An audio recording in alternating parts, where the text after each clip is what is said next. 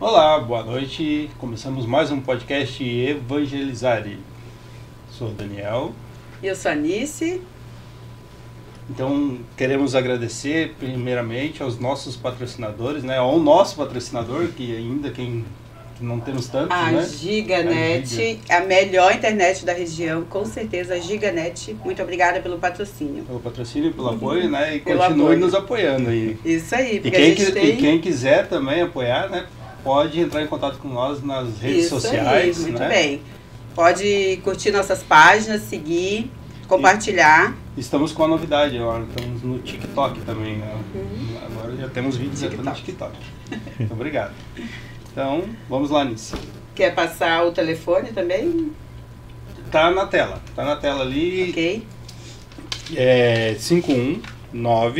519-9988-7302. Mandem suas sugestões, suas críticas, suas dúvidas, podem nos ajudar. Então, hoje a gente vai falar com o pessoal de uma comunidade chamada Comunidade Aliança de Misericórdia. Eles são missionários, tá? Então, para conversar com a gente sobre o trabalho de missão, a gente tem aqui o padre João Fernando. Ele é de São Paulo, ele é formado em filosofia, teologia, e temos também a Bruna, que o nome dela antes, Bruna Hilário, hoje consagrada Bruna da Eucaristia. Então, sejam bem-vindos, boa noite. Boa noite, obrigada pela acolhida. Boa noite, Bruna, boa noite, padre. Boa noite, Daniel, boa noite, Nice, boa noite para você que nos acompanha da sua casa. Uma alegria muito grande poder estar com vocês nesse programa. Então, padre João e Bruna, a gente quer aprender, junto com o pessoal de casa, o que é o trabalho com missão. Porque missão é a primeira coisa que a gente pensa, né? Tá, missão, eu vou sair, vou fazer alguma coisa, mas o que, como, com quem, por quanto tempo. Sim. Então, hoje a gente quer aprender. Então, para começar, se apresentem, falem um pouquinho de vocês. Sou o padre João Fernando, faço parte da Aliança desde o ano de 2005. Eu tinha na época 17 anos quando entrei na comunidade, mas não nasci missionário. Eu venho de uma família de São Paulo, da região metropolitana, nasci em Santo André. Até então eu tinha 2 irmãos, nós nascemos numa família católica de IBGE, se eu posso dizer assim. Que se dizia católica, mas na prática ia pouquíssima missa, não vivia como deveria a sua fé. E até que no ano de 93, a minha mãe descobriu um câncer. E foi um momento de muita dor, porque foi bem no nascimento, no parto do meu irmão mais novo, que ela descobriu que se encontrava enferma. Mas ali foi um momento de volta para a igreja, sobretudo da parte dela. Ela conheceu a renovação carismática, grupos de oração, e começou a frequentar bastante. Graças a Deus ela ficou boa e ficou como legado desse período esse engajamento maior na igreja. Eu era muito pequeno e fui acompanhando a minha mãe durante bastante tempo. Mas eu ia muito, assim, tipo igreja social clube, sabe? Eu ia porque era legal, cantava umas músicas diferentes, eu conheci amigos, a gente às vezes comia um lanche depois do grupo de oração, mas eu ainda não tinha tido o meu encontro pessoal com Deus. E essas igrejas que tu fala são fora da igreja católica? Não, na igreja católica. Na igreja católica. Ia, tipo, nos grupos de oração da igreja. Nas missas de domingo e nos grupos de oração. Eu digo que é como se eu soubesse quem Deus era, mas eu ainda não o havia conhecido. E tem uma grande diferença. Por exemplo, eu sei quem é o Neymar. Sei que ele joga bola, sei que ele tem muito dinheiro, enfim, mas eu não o conheço. Nós nunca nos trombamos, a gente nunca se conheceu pessoalmente. Ele não sabe o que tem no meu coração, nem eu sei o que tem no coração dele. E eu acho que com Deus, comigo durante muito tempo foi assim. Racionalmente eu o conhecia, eu tinha informações a respeito dele, mas ainda não havia experimentado o seu amor. Não tinha me encontrado pessoalmente com ele. Até que num dia eu fui num desses grupos de oração, despretensiosamente. O padre fez um passeio com o Santíssimo, veio com a Eucaristia na minha direção, e quando ele encostou com o Santíssimo na minha testa, ali eu recebi um batismo no Espírito e tive o meu encontro pessoal com ele. Foi uma experiência incrível. Eu, quando me vi, estava ali no chão chorando e me sentindo muito amado, um amor que eu nunca tinha experimentado antes, que preencheu os meus vazios e que me convidava a ser melhor. Tanto que eu levantei de lá e nunca mais fui o mesmo. É como se abrisse uma sede, despertasse uma sede no meu coração que eu até então não conhecia. Eu queria mais daquele amor. E eu lembro até hoje, minha mãe ficou muito preocupada porque achou que eu tinha matado alguém, porque saí de lá querendo me confessar a todo custo. Há anos não queria saber de confissão. E saí de lá, preciso me confessar. O que aconteceu? Que crime você cometeu? Por que esse anseio de querer se confessar? Mas era um fruto do Espírito Santo. Desejo de poder ter realmente uma vida nova e de ser melhor para Deus. Tinha quantos anos? Na época eu acho que eu tinha uns 14, 15 anos. Jovem, por aí. Jovem. É isso. E aí comecei a buscar, e ir na missa com frequência. Na época começaram a fazer pastoral de rua na minha cidade. Comecei a fazer pastoral de rua e comecei a perceber que eu era mais feliz às vezes com os irmãos na calçada, trocando ideia, rezando, partilhando o mesmo alimento, do que quando eu ia comprar uma roupa de marca, quando eu ia para uma festa, ficava com alguma menina. Era uma alegria que permanecia, mesmo quando aquele momento acabava. E aí foi quando me ajudaram a entender que talvez aquilo poderia ser uma vocação. Comecei a minha busca até que cheguei na Aliança, e na época tinha 17 anos. Foi quando então eu dei o passo para poder entrar na comunidade, na época com o desejo de poder ofertar 1 ano da minha vida para Deus. Eu era muito novo, aconteceu muita coisa que depois a gente pode partilhar aqui para que eu não desse o passo. Mas falei, não, eu vou. Né? Senti um fogo no coração que queimava, que me impulsionava a dar o passo. E foi assim, né? 1 ano, 2, 5, 10, o ano que vem eu completo 20 anos de comunidade. Uau. Bruna? Bom, eu tenho 29 anos, ingressei na comunidade com os meus 15 anos de idade, né? Então eu tô caminhando aí para os 15 anos de Aliança de Misericórdia. Eu, desde criança, assim, minha mãe me educou assim, faço o que eu mando, mas não faço o que eu faço, e fui crescendo assim. Minha irmã mais velha, né, sou filha mais nova de 3 mulheres, era coordenadora de grupo de jovens. Eu era criança, mas por ela ser coordenadora eu podia ir no grupo. Então eu frequentava e comecei a ter gosto, né, de ir para a catequese, fiz a primeira comunhão, comecei a querer ajudar na catequese, mas era ainda aquela experiência muito superficial. E aí foi quando eu fiz uma experiência com 12 anos num retiro de carnaval, né, da Renovação Carismática, e foi lá também que eu vivi uma experiência de encontro, onde eu conheci Jesus. Eu fiz uma experiência de repouso no Espírito, foi também através de uma experiência com Jesus Eucarístico, e foi lá que Jesus realmente me despertou, uma sede invadiu meu coração, e se eu pudesse naquele dia dar mais para Deus, eu sentia que eu estava pronta. Mas eu tinha 12 anos, aí eu ainda não sabia o que era aquilo que eu estava sentindo. Voltei para minha casa, queria ir para a missa todo dia, queria ir para a igreja todo dia, até que minha mãe falou, leva sua cama para a igreja, né, já que você vive mais lá do que aqui. E aí, só que a minha mãe não frequentava a igreja, minha mãe frequentava seitas, não era católica, não era batizada, não tinha primeira comunhão, e eu tinha, as minhas irmãs também. E aí foi quando, então, eu senti um apelo de Deus.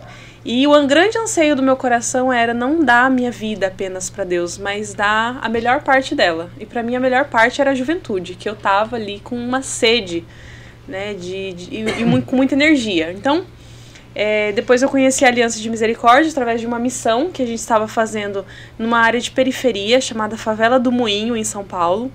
E lá nessa favela eu vi as crianças brincando de carrinho com a caixinha de leite na terra. E naquele momento que eu vi aquilo, uma criança muito pequenininha, muito feliz, sem nada. E Jesus me falou, eu te quero assim, feliz, sem nada. Vem e segue-me. Então eu senti aquele apelo, aquele chamado. Eu estava com 14 anos, eu voltei para casa, falei, mãe, quero ser missionária. Como assim missionária?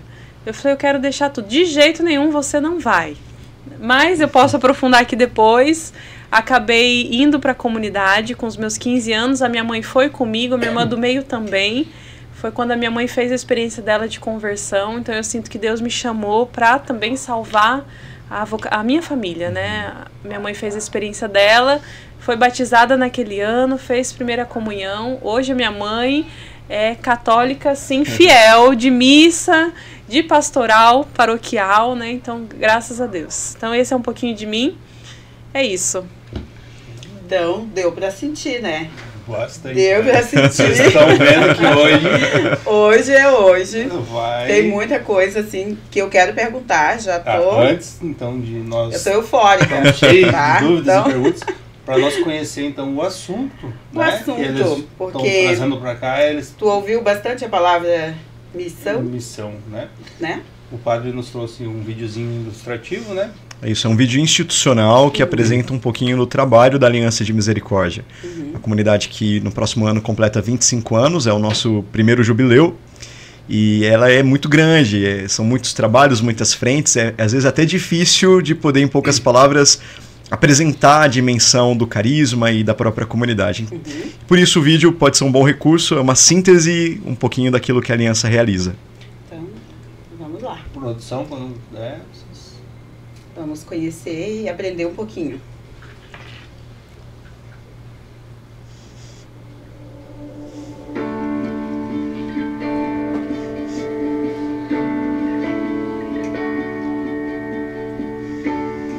A Aliança de Misericórdia é um movimento eclesial católico constituído como uma associação privada de fiéis que nasceu na Arquidiocese de São Paulo no ano 2000 e tem nesta arquidiocese a aprovação definitiva dos seus estatutos e constituições. Fundada por Padre Antonello Cadedo, Padre João Henrique e Maria Paula, a organização religiosa tem como carisma testemunhar o amor misericordioso do Pai, que transforma pecadores em santos e testemunhas da sua misericórdia. O lema do movimento é evangelizar para transformar, para que todo evangelizado se transforme em evangelizador, ou seja, um movimento que atua em favor do resgate da dignidade humana e da valorização da consciência enquanto filhos e filhas de Deus. Atualmente, a Aliança mantém atividades em 55 cidades do Brasil e em 7 países do mundo: Portugal, Itália, Polônia, Bélgica, Venezuela, República Dominicana e Moçambique, transformando vidas e ressignificando histórias.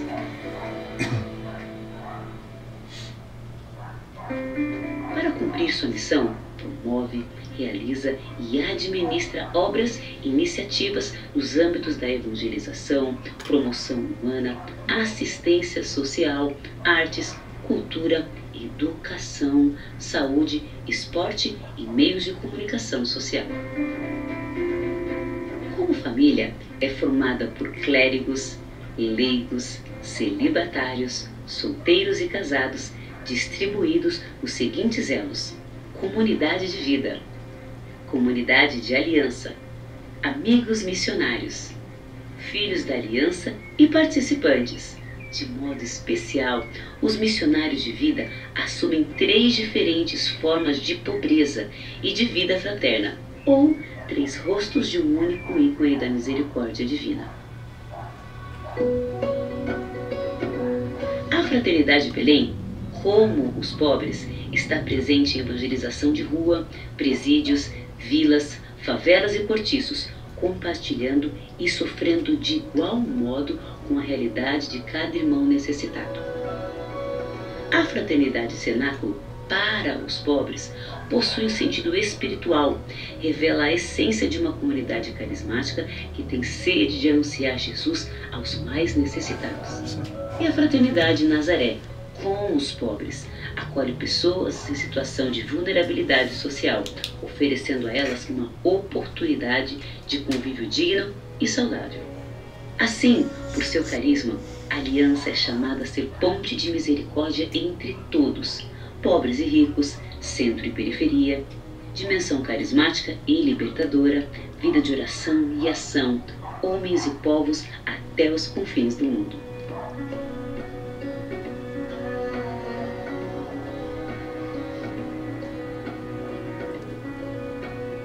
E para tanto, está alicerçada sobre 4 colunas fundamentais que sustentam e direcionam a sua existência. São as chamadas escolas da espiritualidade.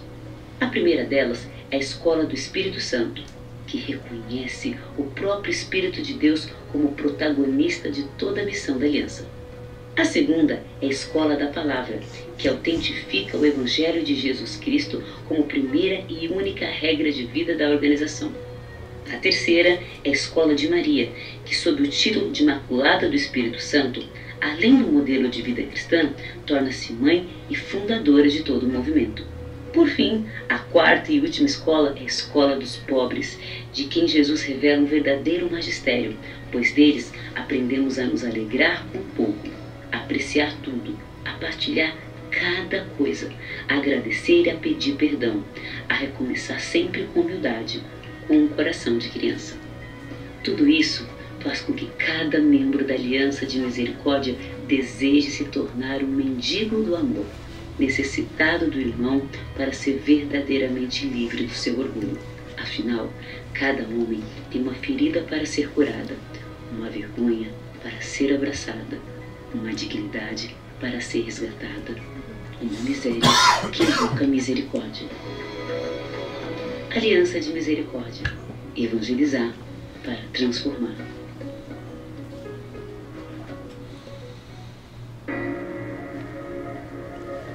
Isso aí. Que lindo. Um resumo que mostra muita coisa bonita ali, né? Só nos traz mais perguntas, mais sede de aprender, né?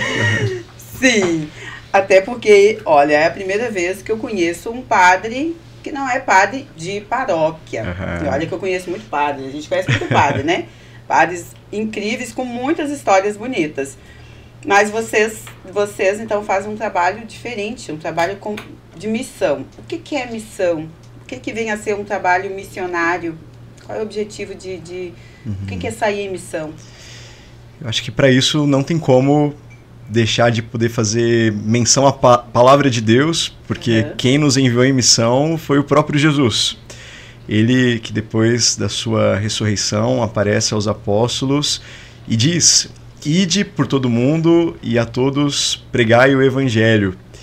E por isso a igreja desde então recebeu esse mandato missionário, em primeiro lugar aos apóstolos, mas que depois se estende a todo fiel, a todos os leigos, a todos os membros da igreja. Não são só os padres, os bispos, as religiosas que devem sair em missão, que devem evangelizar. Isso é uma necessidade para todo batizado. Como diz São Paulo, ai de mim se eu não pregar o evangelho. É de alguma maneira como se nós fôssemos convidados a sermos a extensão de Jesus ao longo da história. Ou seja, ainda hoje os cristãos precisam ser uma continuação, um prolongamento do seu olhar misericordioso, das suas palavras que anunciam o amor do Pai, o reino de Deus, do seu abraço que acolhe o pecador, que vai atrás da ovelha perdida, da ovelha desgarrada, e que leva realmente a sua presença por onde passa. Eu fico às vezes incomodado porque parece que hoje você ser cristão é simplesmente acreditar em Deus ou você colocar em prática uma série de preceitos morais, mas o cristianismo é muito mais profundo do que isso. O cristão é aquele que se encontrou com Jesus, se encontrou com uma pessoa que o Papa Bento XVI afirmava e que foi encantado por ela, que é apaixonado por Jesus.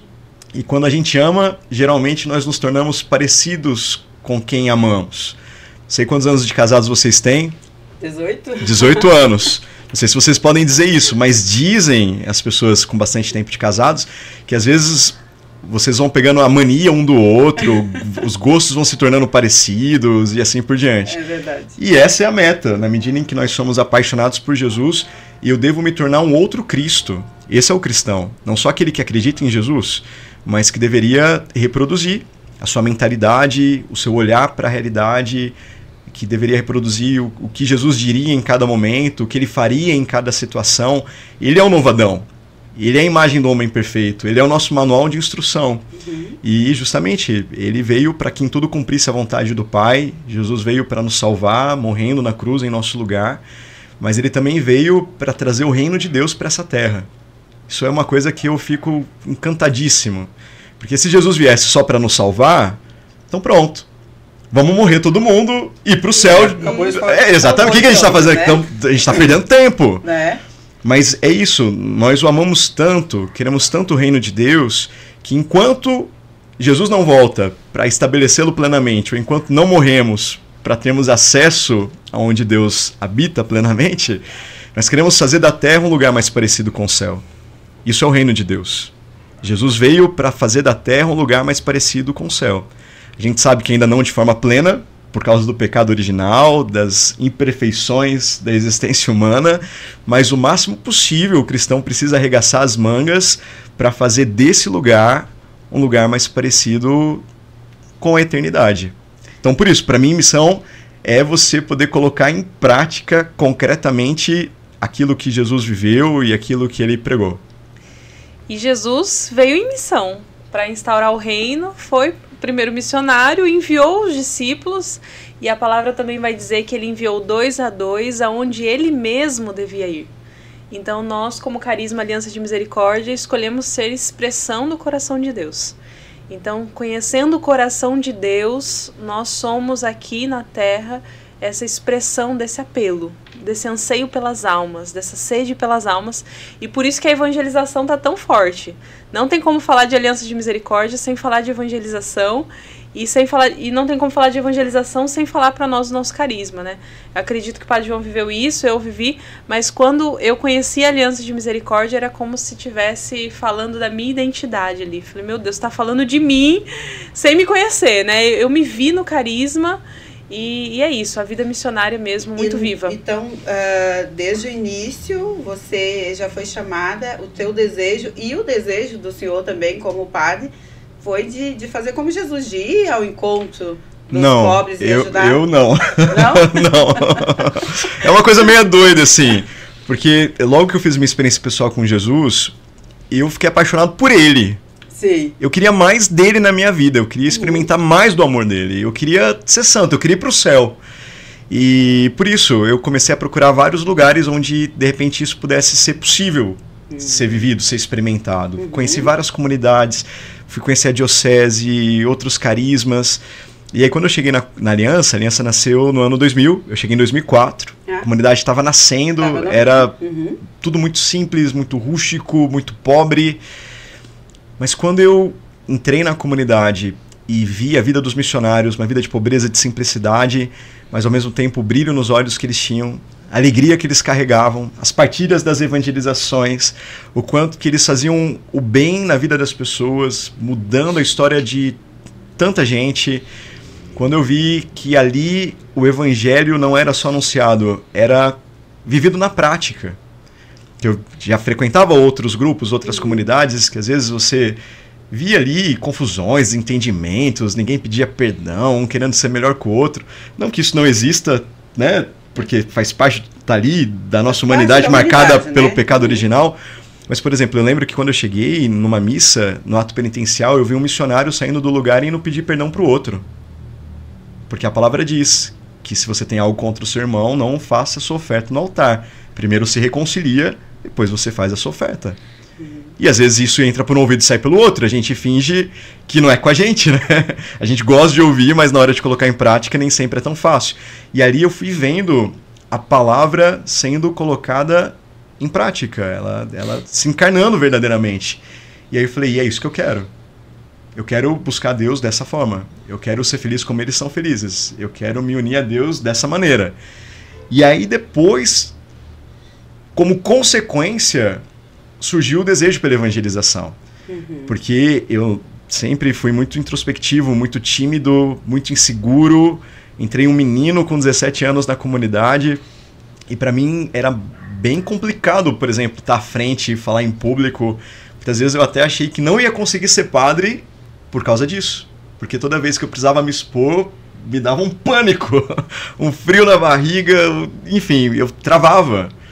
E aí foi muito interessante o caminho que Deus foi desenvolvendo comigo, de poder tirar o olhar um pouco de mim, da minha própria imagem, da preocupação do que os outros iam achar, e quanto mais eu fui colocando Ele no centro e tendo a capacidade de dizer, Senhor, eu tô aqui, eu vou oferecer para você os meus 5 pães e 2 peixinhos, e ainda que dê errado, ainda que eu saia humilhado, se isso servir para que as almas sejam salvas, tô disposto, né? As coisas se tornaram mais fáceis. Então, por isso, o que veio em primeiro lugar foi o desejo de me unir a Jesus, e aí depois, como consequência, esse anseio de levar às pessoas aquilo que eu experimentei com Ele. E pra mim, assim, um pouco parecido, mas quase ao mesmo tempo as duas coisas, assim, porque vinha um anseio de eu ser toda de Jesus, era um desejo de dar tudo, porque ele tinha se entregue a todo por mim, e ao mesmo tempo eu sentia que eu precisava, porque eu via Jesus todo dos outros, né, quando eu via a evangelização acontecendo, eu via que Jesus era todo dos outros. E aquilo também pra mim não separava. Então, uma vez que eu era toda dele, eu também me entregava toda aos outros, né? Então, essa experiência da evangelização veio meio que ao mesmo tempo. Quando eu vi os missionários se entregando, até mesmo no cansaço, as obras de caridade, eles trazendo os pobres para dentro de casa. Eu lembro que eu falava pra minha mãe que eu queria acolher pessoas dentro da minha casa, eu queria levar os moradores de rua pra tomar banho, eu queria pôr pra dormir no meu quarto, né? E sua mãe apavorava, né? Claro. Nossa, demais! Eu lembro que uma vez eu dei um cobertor da minha mãe e ela falou assim, dê as suas coisas, não dê as minhas, né? Eu falei, mãe, eu ainda não tenho. Eu preciso dar o que eu tenho, né? Mas era isso, o desejo de dar a minha vida e o que eu tinha. Eu sentia mesmo que eu queria ser família com eles. Família com quem não tinha família e que eu precisava ir aonde ninguém queria ir. Dentro de todas essas desse processo, né, que tu escolheu, né, tu não pensou assim, eu vou ser freira, alguma coisa assim? Vou me trancar no Carmelo, vou ser toda de Jesus. Pensei. Pensou? Pensei porque o desejo de ceder era muito. Mas quando eu pensava na minha vida dentro de um Carmelo, ao mesmo tempo assim que interiormente eu falava, meu Deus, eu vou conseguir ser toda dele, eu pensava, mas como eu vou alcançar as almas? Mas e o meu ardor missionário? E o meu desejo de ir para as nações, de pregar a palavra? E o meu desejo de tocar os pobres? Como vai ficar? Porque tudo isso veio dele. Jesus pôs no meu coração. Então, ao mesmo tempo, eu lembro que uma vez eu conversei com uma carmelita, e eu falei assim, eu tava fazendo muitas perguntas, e ela falou, você tá em dúvida vocacional. E eu já estava na Aliança de Misericórdia. Eu falei, irmã, eu acho que eu tô mesmo, me ajuda. Ela, então tá bom. Só que eu comecei a fazer perguntas que era da vida missionária. Eu falei, olha, vocês oram em línguas lá dentro, vocês podem impor as mãos, dá pra impor pelas grades, né? Vocês atendem as pessoas, pobres chegam lá. E ela olhou assim e falou, bom, isso tudo não. Aí eu fui pensando que Jesus, na verdade, me chamava a ser toda dele, missionária. Missionária. A gente vê, então, que dentro é mais, assim, voltado à renovação, né? Todo aquele carisma, aquela, né? E é uma coisa, assim, que o católico ainda está descobrindo, né? É isso. Não tem por costume, né? E, então, como fazer para chegar nos corações desses católicos, porque tem muitos ainda que têm receio, né? Acreditam que não é uma coisa de Deus, vamos dizer assim, a bater palma na missa, ou a oração orar em línguas, sim. Ainda é muito distante para muita gente. Como é que funciona essa oração em línguas? É o Espírito Santo? Porque às vezes a gente vê a pessoa muito fácil, blá, blá, né? Sim. E mas o Espírito Santo já agiu ali, como é que funciona? Como é que... Eu acho que é importante lembrar ainda, outra vez recorrendo à palavra de Deus, que Jesus, ele por excelência, esse homem cheio do Espírito, ele é batizado, os céus se abrem, o Espírito Santo em forma de pomba desce sobre ele, ungindo a sua humanidade, e se ouve essa voz do céu dizendo, esse é meu filho muito amado, em quem eu coloco todo o meu agrado. Em Lucas 4,16, que inclusive é a nossa palavra de vida, se conta quando Jesus volta para Nazaré, entra na sinagoga, e ali ele proclama aquele trecho de Isaías 61, que diz, o Espírito do Senhor está sobre mim, e ele me ungiu e me enviou para eu poder levar a boa nova aos pobres, restituir a vista aos cegos, para poder curar os corações quebrantados, para anunciar o tempo da graça, o ano da misericórdia. E Jesus depois enrola lá o pergaminho, e ele faz a pregação mais curta de todos os tempos, a homilia mais objetiva e profunda que já existiu, porque ele diz, hoje se cumpriu esse trecho das Escrituras. Em mim, vocês veem essa palavra se realizando.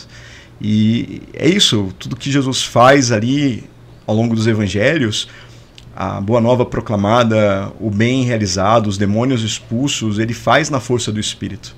E quando ele vinha os apóstolos, no dia da ressurreição também, ele aparece, mostra chagas, deseja paz e sopra sobre eles, enviando o Espírito Santo, dizendo: como o Pai me enviou, eu também vos envio. Ou seja, Jesus não manda os apóstolos apenas com as suas próprias capacidades humanas para cumprirem o mandato missionário. Porque eu não tenho capacidade de tocar o coração de seu ninguém. Eu sozinho não sou capaz de gerar frutos de salvação. Se eu não tenho assistência do Espírito Santo, ainda mais pensem naquela época, com a perseguição que se levantaria do Império Romano, até mesmo entre os próprios judeus que olhavam o cristianismo que nascia como uma ameaça. É só olhar, por exemplo, a fraqueza dos apóstolos, que no dia da crucificação só ficou João aos pés da cruz. Sim. Os outros, experimentando da sua fraqueza, da sua debilidade, fugiram. Porque, infelizmente, a nossa carnalidade é marcada com foge da dor e busca o prazer. A gente não gosta de sofrer. É muito difícil enfrentar essas realidades. Então, por isso, imaginem os apóstolos sem assistência do Espírito. A igreja não teria sido fundada, o cristianismo não teria sido propagado. Na primeira ameaça, todo mundo teria negado Jesus e o sonho de Deus para a humanidade teria se encerrado. É por isso que Jesus olha para eles e diz, depois daquela experiência, né, do dia da ressurreição, Jesus pede: não se afastem de Jerusalém até que venha sobre vocês o Espírito prometido do meu Pai. Porque Jesus já sabia os desafios que eles enfrentariam ao longo do caminho e que sozinhos eles não dariam conta da missão. E por isso Jesus fala: eu os envio, mas eu irei capacitá-los com a força do Espírito Santo para que vocês realizem a minha obra. E aí a gente vê no dia de Pentecostes, aqueles discípulos retraídos, amedrontados, de repente cheios do Espírito Santo. Pedro, em uma pregação, aquele homem talvez iletrado, humilde, converte 3.000 pessoas. E aí é preocupante, porque hoje existe uma corrente cessacionista que diz que o derramamento do Espírito, a unção do Espírito, foi algo pontual para aquele tempo da história da igreja. Os dons carismáticos, sobrenaturais, aquilo realmente existiu, mas acabou com os apóstolos. Como se hoje nós não precisássemos da assistência do Espírito. Como se fosse só aquele momento e nunca mais. E imagina, hoje, quantos desafios que se não levantam, os inimigos da igreja, as ideologias. Precisamos ainda mais. O paganismo, se naquela época os apóstolos que conviveram com Jesus precisaram da força do Espírito para que evangelizassem, hoje em dia, muito mais. Muito mais. E é na força do Espírito que quando a gente prega, os sinais acompanham o anúncio do reino, que os enfermos são curados, que os demônios são expulsos, porque tudo isso serve para edificar a fé das pessoas. Porque talvez eu pregando aqui ninguém acredita, mas de repente quando eu oro em nome de Jesus e o milagre acontece... Aí fica mais fácil. Peraí, esse Jesus aí não é um conto da carochinha, não é uma conversa para boi dormir. Ele é real, ele existe, ele é vivo, porque do contrário eu ia dizer em nome de Jesus e não ia acontecer nada. Por isso que os dons do Espírito foram extremamente necessários naquela época. Os santos foram homens e mulheres cheios do Espírito Santo e carismáticos. É porque às vezes quando a gente fala de carismático, é um grande problema. Parece que a gente quer designar apenas um movimento da igreja chamado Renovação Carismática Católica, que é um movimento aberto à ação do Espírito. Mas na verdade carismático deveria ser todo batizado, que tem essa manifestação do Espírito na sua vida, que tem uma abertura ao Espírito, uma docilidade ao Espírito. A nossa igreja é, por excelência, uma igreja pentecostal. Quando você fala em igreja pentecostal, parece que a gente está falando de igreja protestante, né? Sim, mas a nossa igreja nasceu em Pentecostes, a igreja se torna pública em Pentecostes. Então, sem Espírito Santo, não existe missão, não existe evangelização. A gente pode fazer, malemar, um assistencialismo que talvez não faz mais nada além do que assistencialismo, incapaz de alcançar o coração e mudar a história das pessoas. É na força do Espírito Santo, e sempre foi assim na história da igreja, que o reino de Deus pode ser edificado no nosso meio. E nós temos como carisma Aliança de Misericórdia, nos nossos estatutos, dito bem claro que o Espírito Santo é o protagonista. Não somos nós que conduzimos, é Ele que nos conduz. E vocês vão escutar aqui inúmeras experiências, e a gente fala, quando a gente começa a falar de experiências que a gente vive, é um assunto que não tem fim, que alguém tem que falar, olha, deu por hoje, porque senão a gente não para. Mas porque é o Espírito Santo que suscita e que move. Eu penso assim, muito de ver esse carisma bonito e tudo, e eu acho que um desejo maior é de querer sentir também. Da mesma forma em que vocês falam, que vocês transmitem isso, eu já tentei buscar e tudo, e às vezes, talvez eu sou um falho pecador e não sou tão fiel a Cristo que eu não consiga chegar nesse nível que vocês estão, vamos se dizer assim. Mas o primeiro estágio é isso, a sede. Eu tenho muita vontade, mas de repente me falta ainda aquele... Como é que eu vou dizer, o impulsionamento, assim, só tem a vontade, mas falta o agir, talvez, né? E a docilidade, porque Deus é extremamente cavalheiro. Se tem alguém respeitoso, educado, é nosso Senhor. No sentido de que ele não arromba a porta, ele não força nada. Ele age na medida em que a gente se abre, porque às vezes eu falo assim, não, vem, faz, mas eu tô no controle, né? Eu tô com as rédeas nas mãos, faz do meu jeito, eu abro só um pedacinho e Deus vai nos respeitar e vai agir na medida em que a gente se coloca abertos para isso. Mas na medida em que eu escancaro a alma, que eu abro o coração, que eu me abandono, como uma criança abandona no colo do seu pai, Deus encontra ali espaço para poder agir na minha vida como Ele deseja. E aqui eu acho que é uma coisa importante de poder dizer que Deus tem inúmeras maneiras de agir. Por exemplo, ele agiu na vida de Saulo a caminho de Damasco com uma grande manifestação da sua presença, ao ponto que ele se transforma em Paulo, de perseguidor, se torna anunciador do evangelho. Paulo não tem dúvida de que ele fez uma experiência com Jesus ressuscitado, uma experiência sobrenatural. Mas você também tem experiências como de Elias, que depois de todo aquele sacrifício do Monte Carmelo, ele é perseguido pela rainha Jezabel, porque os profetas de Baal foram todos mortos, ela não fica muito feliz com isso, e manda matar o profeta. E, enfim, aí tem toda a história, ele passa pelo deserto, chega no Horebe, e ali ele se encontra com Deus na brisa mansa, na brisa suave. A experiência que ele faz com Deus não é como a de Saulo, a caminho de Damasco. Deus é pedagógico.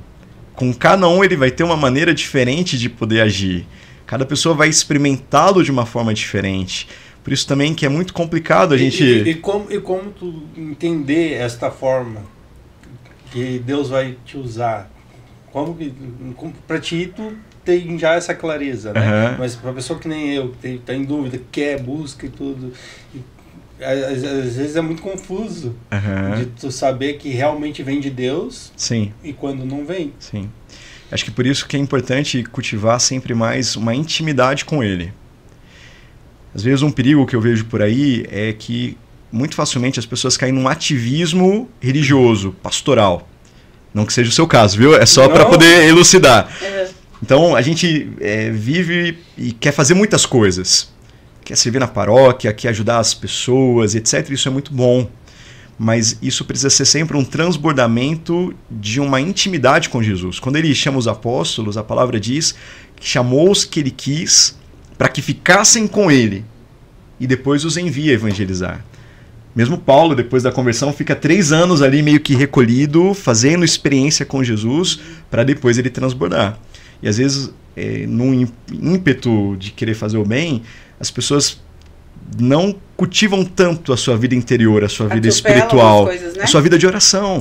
E a gente não tem quem dá, né? Na verdade, a gente dá de nós, não dá deles, se isso acontece, né? É isso. Tu foca no material, tu no foca externo.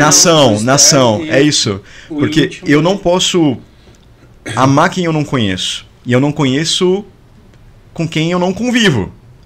Então eu preciso conhecer Jesus, como eu disse, não só intelectualmente. E é por isso que na medida em que eu rezo, que eu medito a palavra, eu vou conhecendo o caráter de Deus.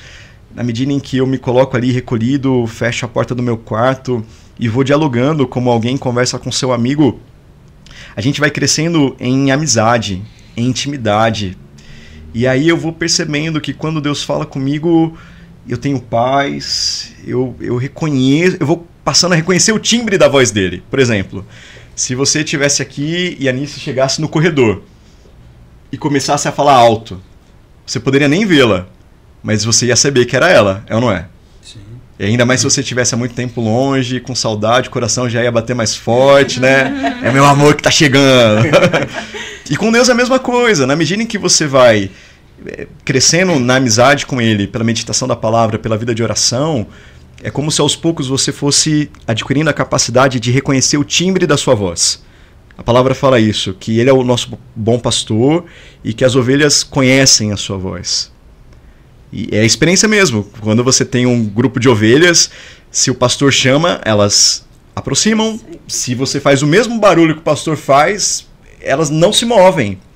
Porque elas associam aquele timbre ao cuidado, à alimentação, ao carinho, à proteção. E com a gente funciona do mesmo jeito. É por isso que o cultivo da vida interior, da vida mística, da vida espiritual é fundamental para a gente poder discernir a vontade de Deus e depois poder cumprir a vontade dele para a nossa vida. Sem isso, realmente é bem desafiador. E o trabalho com missão, então, tá maravilhoso conversar com vocês. Mas assim, ó, o que eu quero entender? Quando surgiu o grupo que vocês estão agora, sim, né? Quando você se ordenou padre, e aí você foi fazer parte da comunidade de aliança, eram as mesmas pessoas que estão até hoje? Na verdade, eu cheguei na aliança antes de ser padre. Eu cheguei como leigo e dentro da comunidade discerni o chamado para o sacerdócio, comecei a estudar, fiz filosofia, fiz teologia e fui ordenado. Foi a aliança que te dentro da aliança, dentro da aliança. Foi pro seminário? Não fui para o seminário.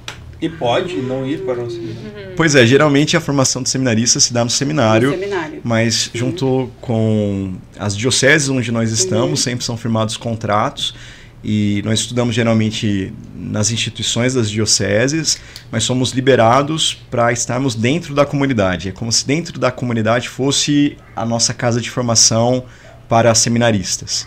E aí lá nós temos a vida de oração, a formação humana, a formação pastoral, a formação espiritual e, conciliando com isso, os estudos próprios de quem se prepara para o sacramento da ordem. Mas os estudos tem que ter. Tem que ter, não pode, é imprescindível. Sim. Que nem nossos seminaristas, nós temos um que esse ano está em trabalho de pastoral, ano que vem ele vai para São Paulo, né? E aí, então, quando você estava fazendo a teologia, no caso, já fazia o trabalho de pastoral o tempo todo? Muito. Eu era coordenador de uma missão no Ceará gigantesca. Até mesmo antes da filosofia, ele já fazia o trabalho pastoral. Mas fica claro, o seminário, ele te orienta para como tu vai agir na paróquia, na comunidade. Exatamente. E ele já está em uma vida missionária. É muito mais desafiador, por um lado, porque com uma prática pastoral intensa, muitas madrugadas eu precisei ficar acordado para fazer trabalho, para poder estudar para a prova. Sim. A gente vive de providência, de doações, tudo que a Aliança faz é na base da doação das pessoas. Então eu lembro, por exemplo, teve vezes que a gente precisava compartilhar o mesmo texto. A gente não tinha dinheiro para poder comprar cada seminarista um livro. Um terminava, passava para o outro e passava para o outro. Era bem desafiador. Mas do outro lado, que graça, porque isso foi gerando vida comunitária, humildade e prática pastoral. Quer dizer, depois que eu fui ordenado, eu já conseguia, talvez, lidar bem com algumas realidades, porque elas já me acompanharam bastante antes mesmo da própria ordenação. A nível da direção espiritual, do acompanhamento com as pessoas, da pregação e etc., porque a gente faz isso o tempo todo enquanto missionários. E a comunidade, ela tem, então, essa parte de gerar sacerdotes, né? Sim. E como é que funciona o direcionamento lá dentro? Assim, eu quero me tornar sacerdote, eu quero ser só missionário. Como é que funciona? Geralmente nós temos 2 anos de formação inicial, onde todo mundo que entra vive um celibato formativo, um tempo onde os jovens se dedicam unicamente para Deus e para o serviço do reino, e ali eles vão trabalhando a própria história, vivendo momentos de cura, de restauração e tendo uma capacitação básica para a vida missionária. Ao final do segundo ano, junto com os seus formadores e com a direção espiritual, cada um vai chegando ao discernimento do seu estado de vida. As pessoas ali, a partir de olhar para a sua própria história, dos sinais que Deus vai dando, do próprio desejo do coração, elas fecham discernimento. Se desejam prosseguir para o sacramento do matrimônio, se querem viver uma vida celibatária como irmão, como irmã, ou se vão prosseguir no caminho buscando o sacramento da ordem. Tem, então, os irmãos que são celibatários, que não são padres nem freiras, mas seguem essa vida também. Isso. Mas é escolha... É uma escolha da pessoa, confirmada pela comunidade. Tá, e se essa pessoa no meio do trajeto, eu sinto que agora eu quero mudar. Pode? E que bom que aconteça. É melhor que a pessoa descubra isso antes de chegar à ordenação ou o sacramento do matrimônio. Não, mas depois dela ordenada ali na... Já aconteceu. Não é comum e nem o que deve se esperar, porque justamente existe todo um tempo de preparação para que a pessoa tenha condições de, nesse período, chegar a essa conclusão. Porque talvez ela era muito nova e decidiu seguir para alguma direção. No caso da Bruna, tu é celibatária? Sim, sou leiga consagrada celibatária. Tua escolha. Isso, sempre nossa escolha, né? Livre, Jesus faz o convite, mas a gente é livre para responder. Mas nesse caso também, a pessoa ela pode estender o período de discernimento. Por exemplo, se ela não sente ainda com clareza que é aquele caminho, ela pode ainda não fazer a escolha dela. Ela pode, olha, eu quero mais um ano discernir porque eu ainda estou confusa. Sim. Se é o celibato, se é o matrimônio. E é bom que ela faça se ela tem dúvida, para que a decisão não seja tomada errada. Né? Tá, e caso, vamos dizer que nem já aconteceu o caso assim, como é que a comunidade interage? Ela deixa de ser... Como lida, como, né? Como que lida? Qual que é o rumo dentro da comunidade? Existem várias situações, por exemplo, a gente já teve na comunidade um casal que entrou noivo, eles eram noivos e ao longo do caminho ele descobriu que Deus o chamava ao sacerdócio. E aí se separaram, ela continuou como missionária durante um tempo, mas depois entendeu que não era isso, ela seguiu o caminho dela de uma outra maneira e ele se ordenou padre Isaac, um excelente padre, inclusive, um grande irmão de comunidade. Aconteceu também já de um seminarista que caminhou a vida toda em direção ao sacerdócio. Quando ele recebeu a notícia que ia ser ordenado diácono, o coração apertou, ele ficou inquieto, falou, não é isso. E desistiu, continuou também a sua vida missionária tranquilamente, agora caminhando em direção ao sacramento do matrimônio. E já teve alguma situação de alguém que depois da ordenação entendeu que não era isso, e aí já é mais complicado, porque a pessoa, uma vez que ela é ordenada padre, ela faz parte da igreja, então já não é um âmbito apenas comunitário, aí precisa passar pelo discernimento com o bispo, a pessoa vai ali entendendo se é isso mesmo, se não, e depois se junto com o bispo se entende que talvez é preciso, se encaminha para Roma um pedido para que ela possa deixar o ministério sacerdotal. O padre em si é tranquilo de entender, mas que nem o caso da Bruna, né? Que você é só consagrada. Como é que é essa consagração? Que você faz essa escolha do celibato, né? E como é que age uma pessoa que nem ela, né? Agora eu quero casar, né? Eu quero deixar... É simples assim ou não? Assim, simples. O convite é de Jesus e a resposta ela é livre, né? Então, a cada ano nós renovamos os nossos vínculos. Então, a cada ano eu preciso renovar essa escolha. A gente faz a escolha para a vida inteira. Eu não me tornei celibatária, vou ser por 5 anos, né? E depois, se eu quiser casar... Não. Porque é como, por exemplo, vocês são casados e vocês casaram para construir a vida toda juntos. Então, eu também, né, escolhi Jesus para a vida toda. Mas acontece, a vida humana, né? A gente, por exemplo, Deus não quer que os casais se divorciem, mas a gente sabe que o divórcio acontece. Sim. E na vida consagrada, a gente vê também pessoas que ao longo do tempo ou perdem o gosto pela vida missionária, ou por algum motivo psicológico, ou outras diversas questões, né? Acontecem que elas vão desistindo da vida consagrada ou mudam seus discernimentos. Vêm que fez um discernimento mal feito, ou se sentem infelizes na escolha. Enfim, diversos casos, mas que acabam mudando o seu discernimento. Mas aí, daí como é que a comunidade... Isso acontece. A comunidade, ela apoia... Te direciona para outro lugar. Sim. Agora, a comunidade continua dando suporte para a pessoa. Você continua missionário. Continua exatamente. missionário. Aí, se você sai, casa, você continua fazendo o teu missão marido e o teu marido vai junto. Também vai junto fazer Seria missão. isso? Se você quiser. Numa vida matrimonial, para que o casal viva essa experiência, os dois precisam sentir-se chamados a isso. Porque é muito complicado, né? A Bruna se sente vocacionada a ser missionária da comunidade de vida e o marido dela não. Aí se a comunidade manda ela pra África, aí como faz? Porque ela sente o desejo, o ardor missionário, o esposo não. Então aí geralmente se faz uma escolha. O casal juntos, eles discernem se é o caso da pessoa entrar para a comunidade de vida e viver todos os nossos compromissos, ou às vezes... né, a pessoa que está dentro sai, abre mão do seu... Exato. Se isso acontecer, vai ser com outro missionário também, porque... Ou não. Porque não tem uma vida assim fixa num local, né? Ou tem? Como é que funciona? Às vezes vocês têm um QG, a gente tem a nossa sede, né, que é em São Paulo. Mas a gente é enviado em missão e às vezes a gente fica 1 ano, às vezes fica 10 anos na mesma missão. Então a gente conhece pessoas, né? Sim. A gente às vezes passa anos numa mesma missão, constrói vínculos, as pessoas têm referência conosco.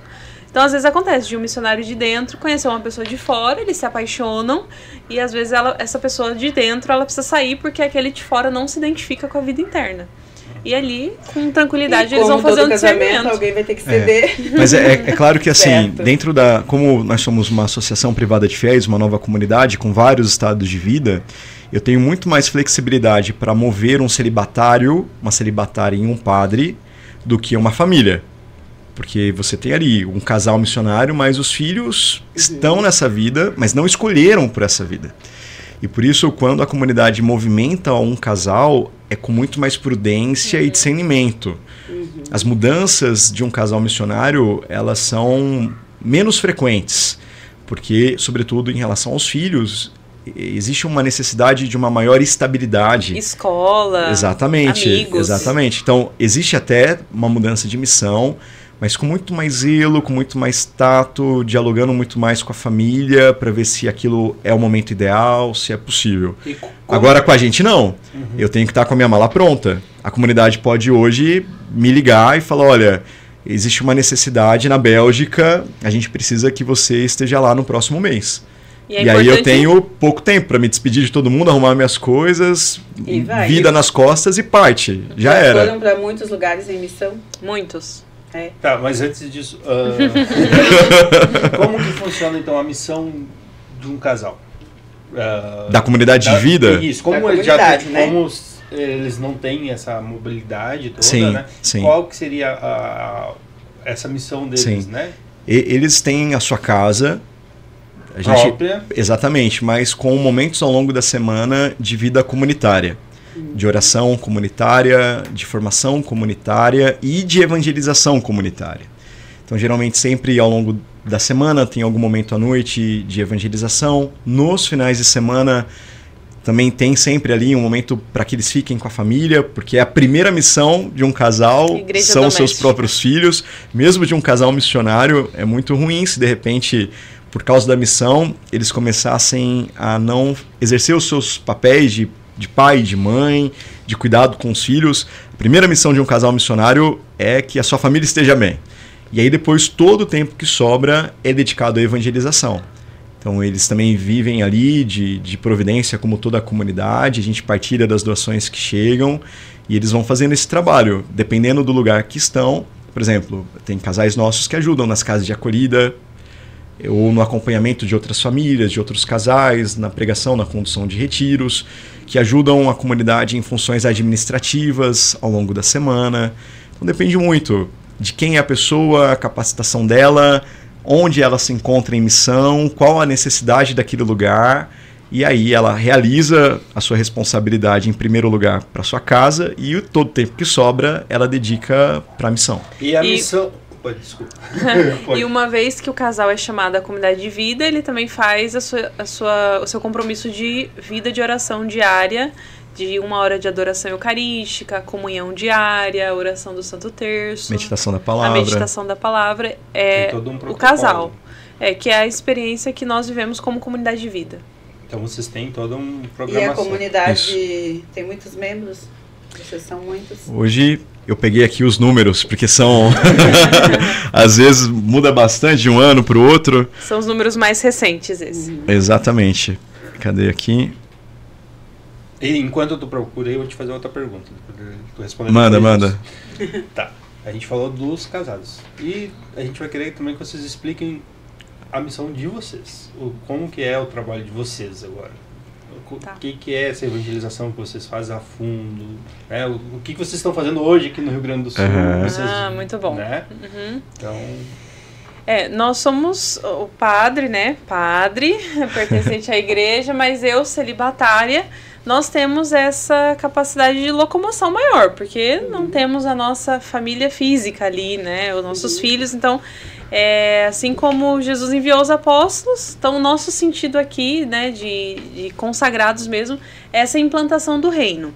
E nós viemos para cá, todo mês de outubro, nós temos na Aliança uma ação maior de evangelização, de sair em missão, mas temos ao longo do ano todo missões, evangelizações. Então, nós saímos no grupo de 21 missionários e viemos de São Paulo até o Rio Grande do Sul. Em julho nós enviamos um pequeno grupo, mais ou menos 10 pessoas, que vieram ver como estava a situação por causa das enchentes e tudo. Sim. Então esse grupo veio para preparar essa missão de outubro. Então nós conhecemos o padre Ezequiel em São Leopoldo e a partir daí traçamos uma estratégia e então passamos aqui 10 dias em evangelização. Agora, como nós evangelizamos? De muitas formas. Como? Deixa o padre, então, falar dos números. Pronto, e aí a gente volta. Tá bom. Esse é o nosso relatório do ano passado. Então, estávamos em 42 cidades do Brasil, 8 países. São 1.235 missionários de aliança e amigos missionários. São pessoas que não vivem a missão em tempo integral, mas com parte do seu tempo colocando em prática todo o carisma e a missão que a Aliança realiza. Esses 1.235 no Brasil. É no mundo todo. Mundo todo. São, ao todo, 291 colaboradores, porque a Aliança são como duas faces da mesma moeda. Nós temos a promoção humana e a evangelização. Em primeiro lugar, a evangelização, mas a gente não fica só no anúncio. O nosso desejo é realmente arregaçar as mangas e transformar o mundo. A gente quer aliviar concretamente o sofrimento das pessoas. Então, por isso, nós temos creches, nós temos, por exemplo, no centro de São Paulo, no Brás, uma casa que todos os dias acolhe mais de 500 moradores de rua.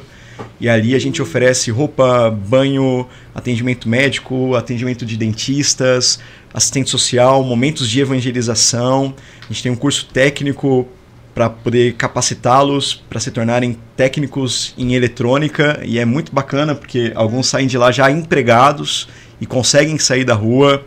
Então, enfim, são inúmeros projetos espalhados pelo Brasil e pelo mundo. Na Bélgica, por exemplo, a gente tem uma casa que acolhe imigrantes, pessoas que vão para lá, a sede da União Europeia, gente realmente de várias nações e que se encontram nas ruas, às vezes vão para lá, não tem onde ficar, e a gente tem um centro de acolhimento dessas pessoas. É bem bacana, às vezes você está sentado na mesa e tem um da Índia, o outro do Nepal, o outro da Europa, o outro da América, enfim. Então, para esses projetos todos, nós não temos apenas a ajuda dos missionários, mas também de colaboradores. São 291 colaboradores e missionários de comunidade de vida que colocam todo o seu tempo à disposição, são 231.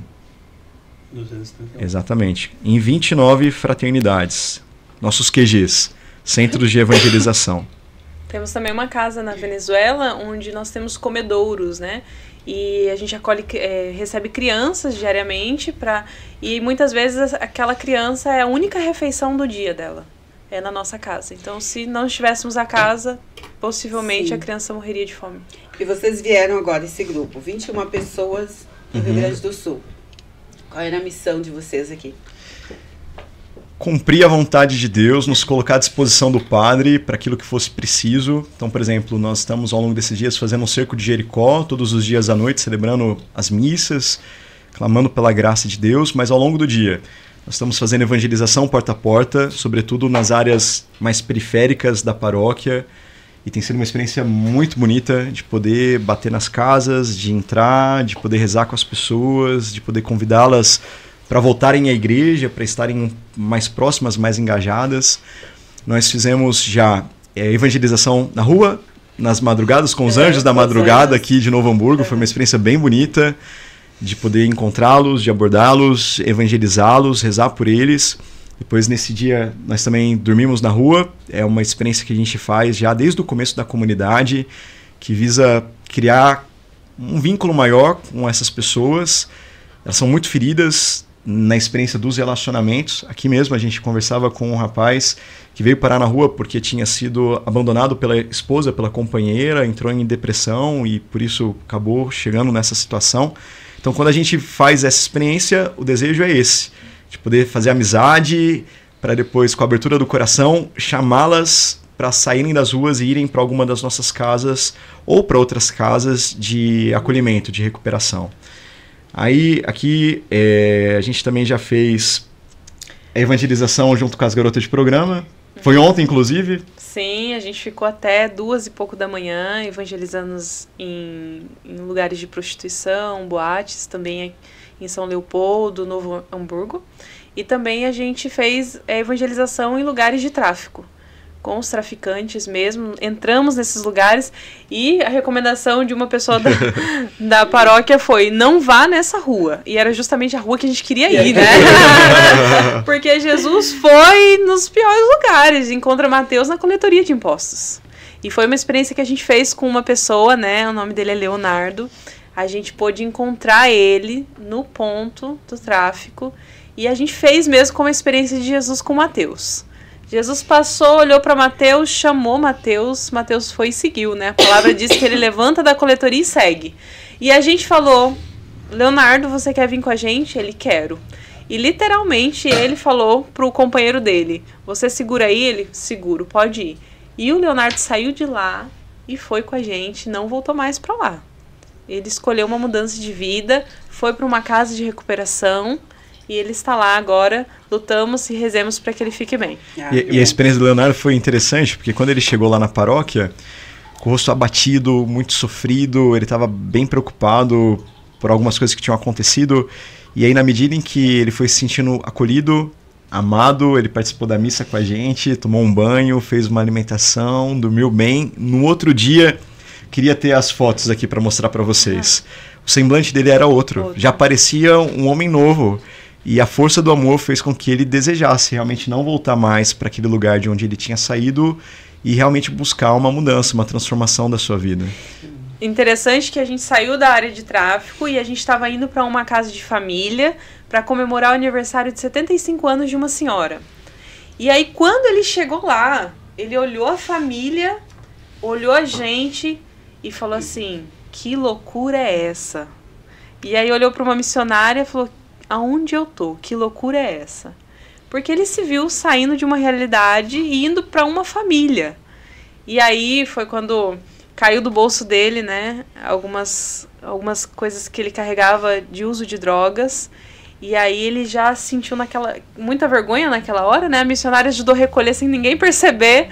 E ali ele começou a se desfazer daquelas coisas. Ele falou: eu não quero mais. Saindo daquela casa de família. E o nosso carisma, ele tem isso como essência. Nós nos tornamos família para aquele que não tem família. A gente quer essas pessoas para ser parte de família com a gente, né?